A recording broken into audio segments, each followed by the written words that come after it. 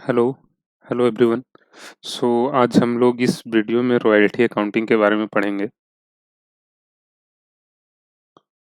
Royalty accounting ये chapter mainly BCom sem one का syllabus में है। बीकॉम सेम वन का सिलेबस। इसके अलावा यही टॉपिक मतलब रॉयल्टी अकाउंटिंग के बारे में हम लोग को कहाँ कहाँ और पढ़ना होता है। अगर हम सीए फाउंडेशन का एग्जाम दे रहे हैं तो वहाँ पर भी पढ़ना होता है। इसके अलावा अगर सीए में इंटर मेरा है तो वहाँ पर भी फाइनेंशियल अकाउंटिंग में हम लोग को रॉयल्टी अकाउंटिंग के बारे में पढ़ना होता है। तो मेनली आज इस वीडियो में हम लोग ये कोशिश करेंगे समझने का कि रॉयल्टी होता क्या है और उससे रिलेटेड अकाउंटिंग का क्या कॉन्सेप्ट है, क्या हम लोग इसका किस तरह से इसका अकाउंटिंग करते हैं, ये सब कुछ आज हम लोग इस वीडियो में समझने का कोशिश करेंगे। सबसे पहले तो हम लोग ये समझते हैं कि रॉयल्टी क्या होता है। रॉयल्टी क्या होता है? रॉयल्टी को समझने से पहले ना हम लोग एक बार रेंट एक हमारा सुना हुआ टर्म है, हम लोग हमेशा सुनते हैं रेंट के बारे में। ठीक है। और रेंट और रॉयल्टी अगर जनरल सेंस में हम लोग देखें ना तो दोनों बहुत ज्यादा सिमिलर है। दोनों लगभग सिमिलर टाइप का टर्म होता है जनरल सेंस में अगर हम लोग बात करें। टेक्निकली दोनों अलग अलग टर्म है, रॉयल्टी का मीनिंग अलग होता है, रेंट का मीनिंग अलग होता है। पर ठीक है, आगे हम लोग रेंट के बारे में थोड़ा रिकॉल करते हैं, समझते हैं। उसके बाद हम लोग उसी से रॉयल्टी के बारे में समझेंगे। रेंट में क्या होता है हम लोग हमेशा देखते हैं। रेंट में होता क्या है, रेंट के बारे में हम लोग क्या क्या सुने, क्या जानते हैं। पहला चीज तो ये हो गया कि जब हम लोग किसी से कोई एसेट लेते हैं ना, किसी से कोई एसेट ले रहे हैं और उसका एसेट यूज करने के बदले में हम उसको जो पैसा देते हैं, कहने का मतलब ये है कि अगर कोई ओनर है ना, जिसका कोई एसेट है, मान लेते हैं किसी के पास कोई ओनर है, ये क्या है, हाउस ओनर, मतलब इसका कोई हाउस है, बिल्डिंग है, घर है उसके पास। हम उससे वो रेंट पे ले लिए, उसका एसेट ले लिए और उसको यूज कर रहे हैं, रहने के लिए यूज वहां पे कर रहे हैं। ठीक है। तो जो हम रहने के लिए यूज कर रहे हैं ना, इसके बदले जो ओनर होता है हाउस का, जो एसेट का ओनर है, उसको हम लोग कुछ अमाउंट पेड करते हैं। ये जो अमाउंट हम लोग पेड करते हैं यही रेंट होता है। ठीक इसी तरह अगर कोई मशीन हो, कोई मशीन हो, मशीन मतलब क्या, ये भी एक तरह का एसेट ही हो गया। किसी से हम कोई मशीन लिए, उसको यूज कर रहे हैं, यूज करने के बाद उसको हम पेमेंट कर दिए। तो जो उसको पेमेंट किए ना, पेमेंट क्यों कर रहे हैं, उसका जो हम एसेट लिए थे, जो मशीन लिए थे, उसको यूज करने के लिए, उसको अपने अकॉर्डिंग, अपने रिक्वायरमेंट के अकॉर्डिंग यूज किए और उसके लिए हम उसको कुछ पेमेंट कर रहे हैं एसेट ओनर को। ठीक है। तो यहाँ पर जो हम पेमेंट किए वो हमारे लिए क्या हो गया, रेंट हो गया। तो मेनली अगर रेंट को हम लोग समझें या रेंट को थोड़ा एक्सप्लेन करने का कोशिश करें तो इसको हम लोग दो प्रोस्पेक्टिव से समझ सकते हैं।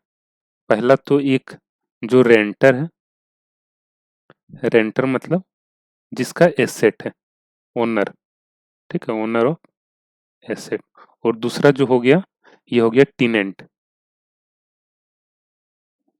जो उस प्रॉपर्टी को रेंट पे लिया है। ठीक है, जो उस एसेट को रेंट पे लिया है। अगर टीनेंट के प्रोस्पेक्टिव से हम बात करें, मतलब जो टीनेंट कहने का मतलब हो गया किराएदार, जो किराए, जो किसी प्रॉपर्टी, किसी एसेट को रेंट पे लेता है, किराए पे लेता है, उसको हम लोग बोलते हैं किराएदार। ठीक है। तो अगर टीनेंट के प्रोस्पेक्टिव से हम रेंट को एक्सप्लेन करने का कोशिश करें तो हम लोग क्या बोलेंगे कि जो टीनेंट किसी ओनर का कोई एसेट लिया और उसको, उसके एसेट को यूज करने के बदले जो पेमेंट कर रहा है ना, वही अमाउंट रेंट है। ठीक है। मतलब टीनेंट के प्रोस्पेक्टिव से रेंट जो है ये क्या हो गया, एक तरह का एक्सपेंस हो गया। टीनेंट के प्रोस्पेक्टिव से, टीनेंट के व्यू से अगर हम लोग देखें तो रेंट क्या हो गया, मेरा एक्सपेंस हो गया।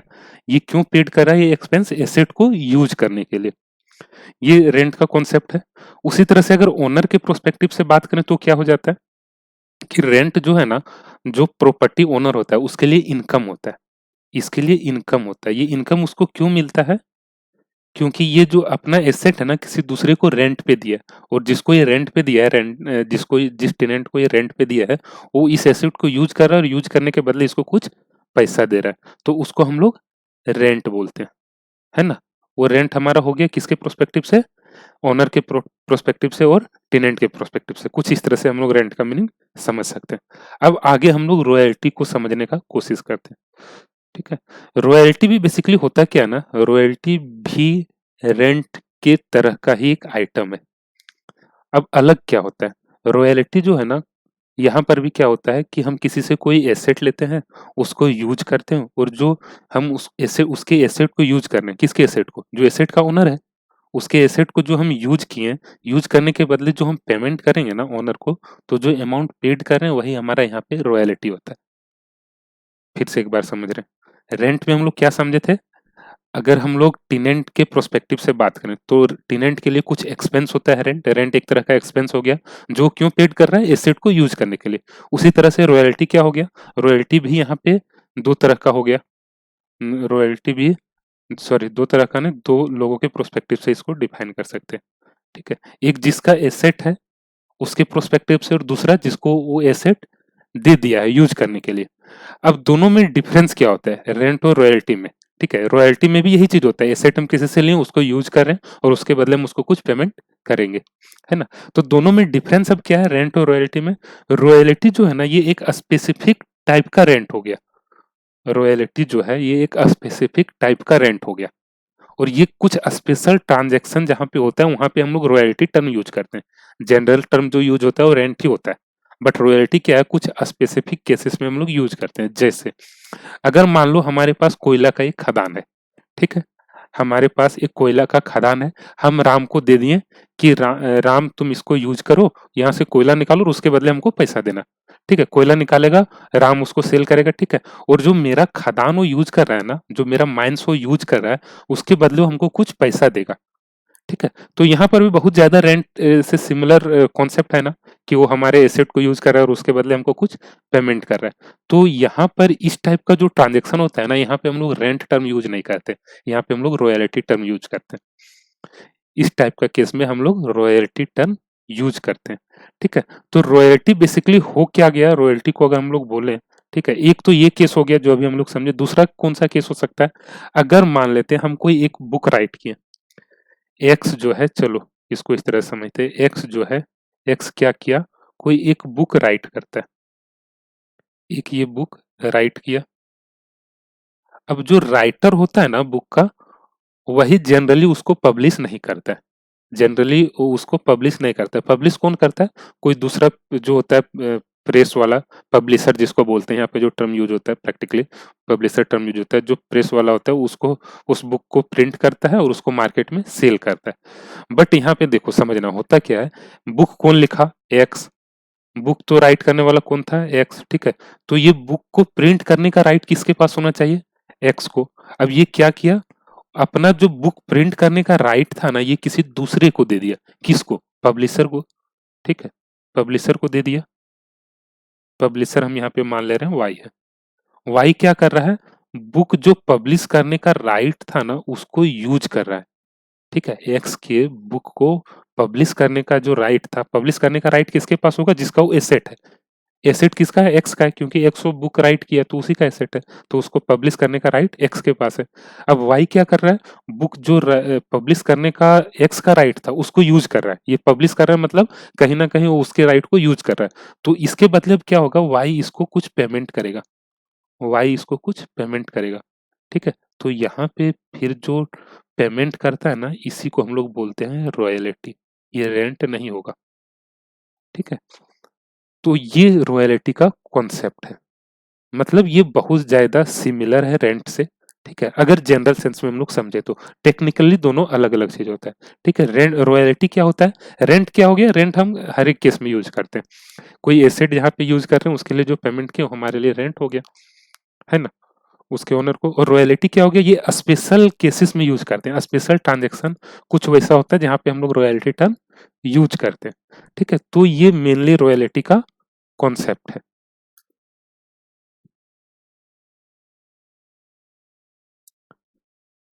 अब हम लोग रॉयल्टी से रिलेटेड जो कुछ टर्म होता है ना, उसको एक बार समझने का कोशिश करते हैं। इसको हम लोग रेंट जो है ना, इसी के साथ साथ इसको समझने का कोशिश करेंगे, रेंट, और इधर हम लोग लिख लेते हैं रॉयल्टी।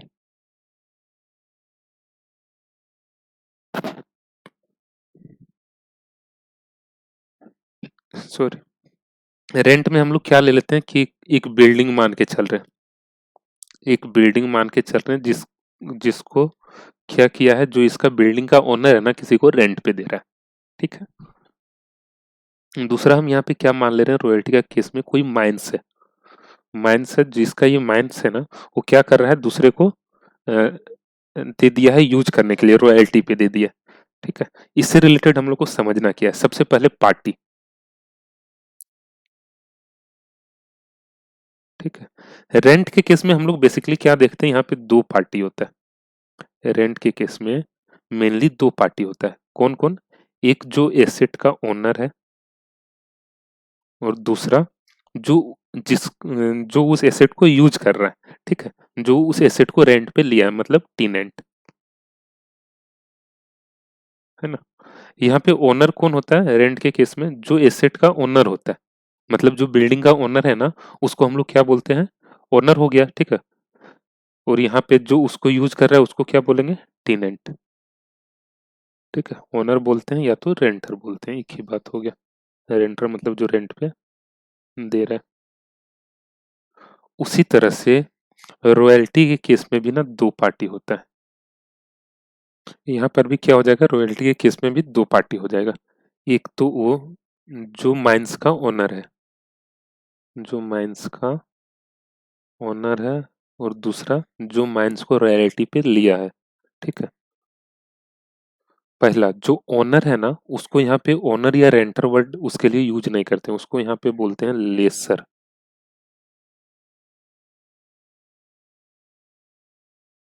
लेसर, और जो उसको रॉयल्टी पे लिया है, माइंस को जो यूज करने के लिए लिया है, उसको यहाँ पे टेनेंट नहीं बोलते, उसको यहाँ पे बोलते हैं लेसी।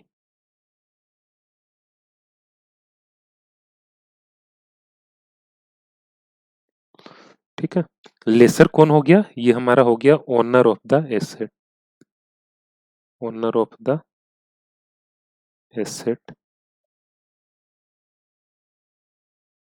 और लेसी कौन हो गया, जो पर्सन उसको यूज कर रहा है एसेट को, यूजर ऑफ एसेट हम लोग इसको लिख सकते हैं, यूजर ऑफ एसेट्स।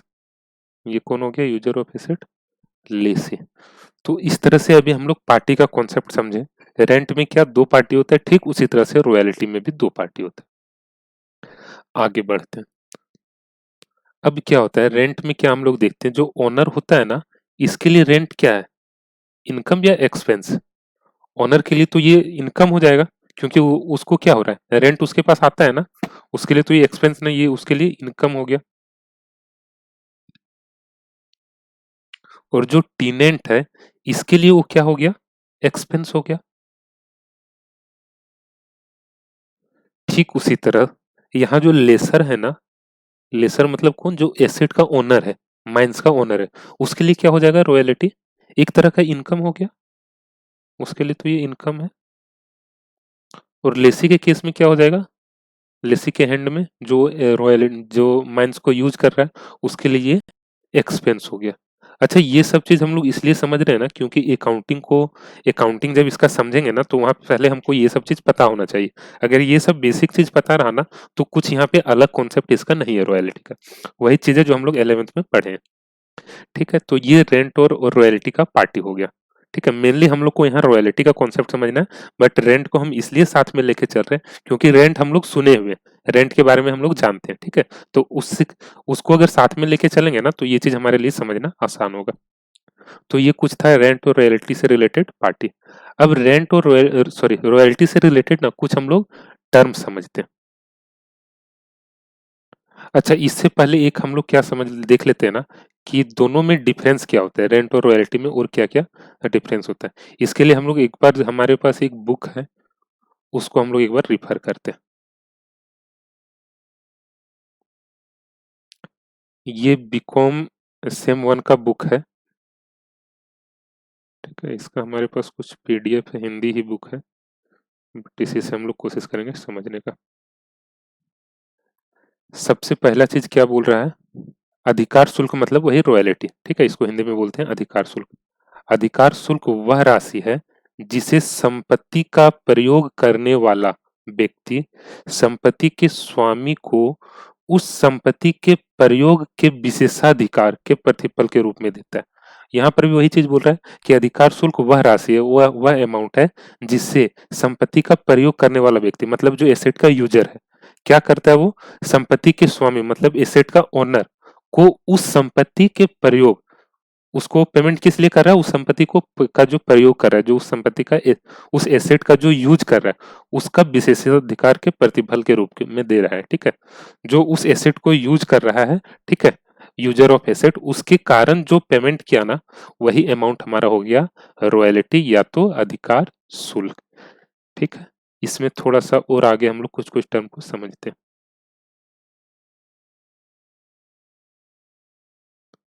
जनरली क्या होता है, अधिकार शुल्क समझौते पर आधारित होता है। समझौते पर आधारित कहने का मतलब ये हो गया, ठीक है, कि इसके लिए एक एग्रीमेंट होता है। जनरली अगर हम किसी से कोई एसेट रॉयल्टी पे ले रहे हैं ना तो हम लोग सबसे पहले के एग्रीमेंट करते हैं।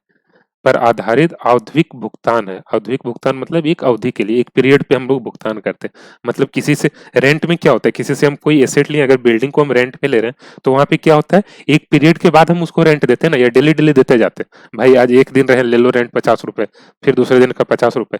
वैसा तो नहीं करते, एक पीरियड होता है, एक मंथ खत्म होगा फिर हम आपको रेंट दे देंगे। ठीक उसी तरह रॉयल्टी का केस में भी होता है। हम उसका एक जो भी पीरियड उसमें फिक्स रहेगा, महीना, 6 महीना, 3 महीना, साल भर, उतने दिन तक हम उसके एसेट को यूज करेंगे। उसका रॉयल्टी का जो अमाउंट होगा फिर हम उसके बाद पेमेंट करेंगे। ठीक है, तो यहाँ पे वो चीज बता रहा है। आगे क्या बोल रहा है, अधिकार शुल्क किसी अधिकार के प्रयोग प्रतिफल के रूप में दिया जाता है। वही चीज है जो अभी हम लोग समझे थे आगे। ठीक है, यह एक आगम मद है। आगम मतलब क्या हुआ, इनकम है।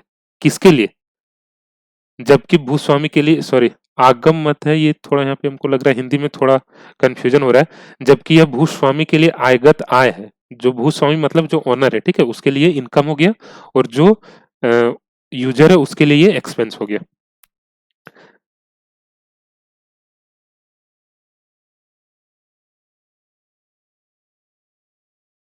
आगे ये चीज अभी हम लोग समझ रहे थे, माइनिंग रॉयल्टी। ठीक है, यहाँ पे क्या होता है, भुगतान करता मतलब जो उस एसेट को रेंट पे लिया है, जो सॉरी जो रॉयल्टी पे लिया है उसको क्या बोलते हैं, लेसी।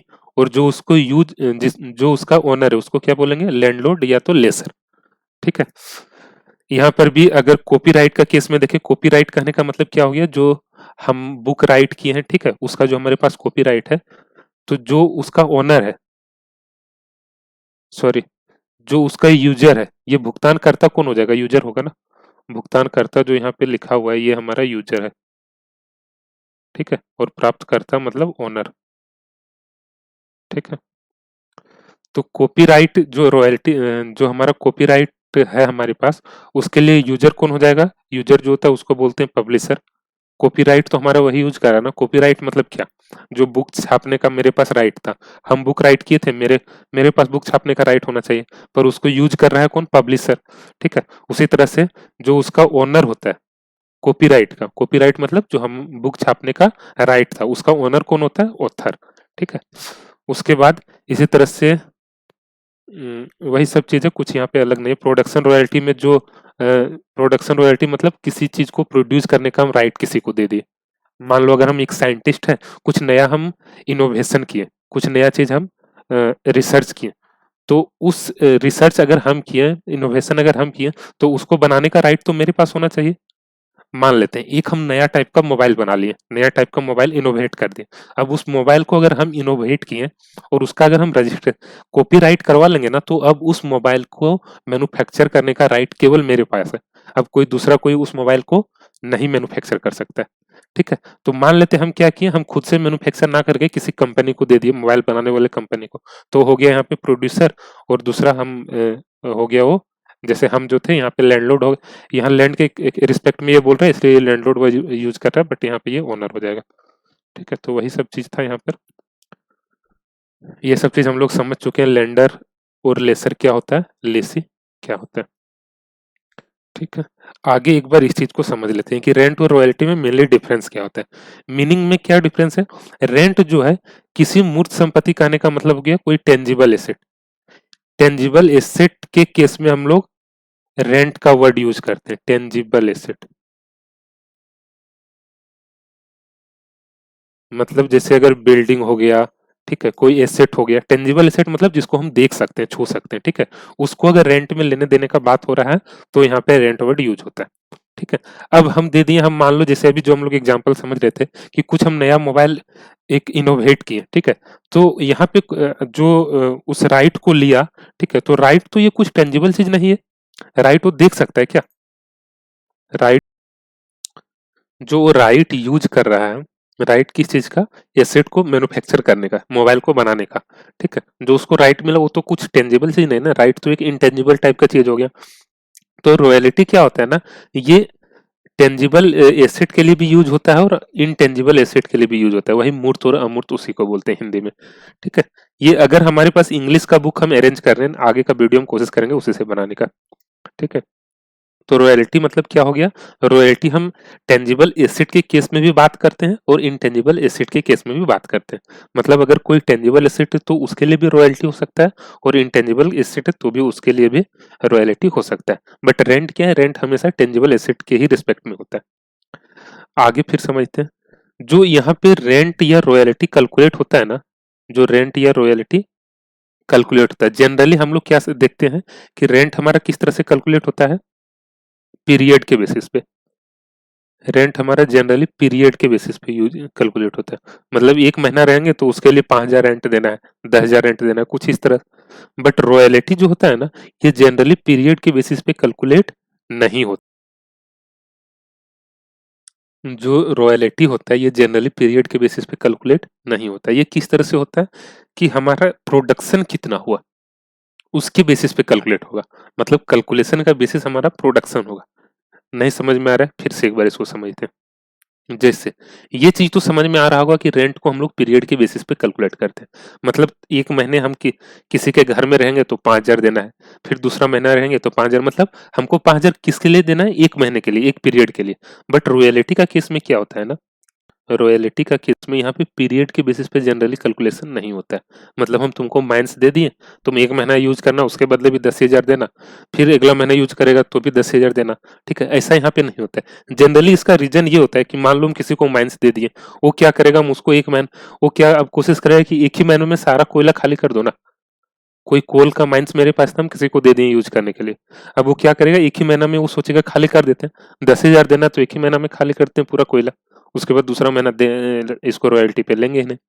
तो जिसके कारण क्या करता है ना, जो ओनर होता है ना, वो इसको रॉयल्टी को जनरली प्रोडक्शन के बेसिस पे कैलकुलेट करता है, प्रोडक्शन के बेसिस पे कैलकुलेट करता है। मतलब वो क्या बोल रहा है कि अगर यहाँ से एक एम्प्टी कोयला निकला, ठीक है, तो इसके बदले हम 100 रुपए लेंगे। 2 एम्प्टी निकला तो वही 100 रुपए के रेट से 200 लेंगे, ठीक है। तो मतलब यहाँ पे रॉयल्टी का अमाउंट किसके बेसिस पे कैलकुलेट होगा?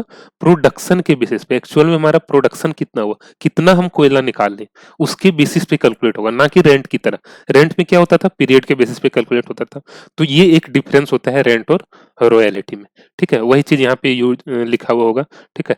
आधार शुल्क की गणना, गणना मतलब कैलकुलेशन, खनन की गई मात्रा, ठीक है, जो हमारा माइनिंग किए, ठीक है, वो कितना क्वांटिटी की है, उत्पादन मतलब प्रोडक्शन या बिक्री के आधार पर की जाती है, ठीक है, कि एक्चुअल में हमारा सेल कितना हुआ, ठीक है। ये डिपेंड करता है कि कहीं कहीं हमारा सेल के बेसिस पे भी रॉयल्टी कैलकुलेट होता है। कुछ अगर वैसा एसेट है तो वहां पे हम लोग क्या करते हैं कि जितना यूनिट सेल होगा उसके बेसिस पे हम रॉयल्टी कैलकुलेट होगा, ठीक है। तो ये शायद अब समझ में आने लगा हो।